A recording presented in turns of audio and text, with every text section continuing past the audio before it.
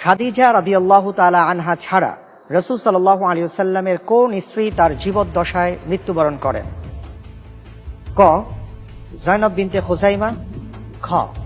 জয়নব বিনতে জাহাশ, গ. উম্মে হাবিবা, ঘ. মাইমুনা বিনতে হারিস রাদিয়াল্লাহু আনহুন্না।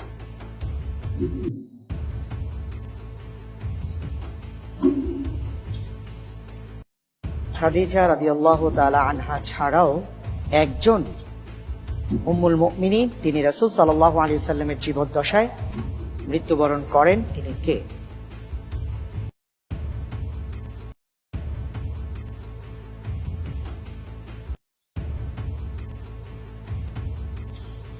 জি ইনশাআল্লাহ, আল্লাহর উপর ভরসা করে উত্তর নিচ্ছি। খ. জয়নব বিনতে জাহাশ রাদিয়াল্লাহু তাআলা আনহা। বুঝে শুনে বলছেন? জি ইনশাআল্লাহ। লক করে দেব? ইনশাআল্লাহ। জয়নব বিনতে খুজাইমা নয়। না। লক করে দেয়া হোক। খ.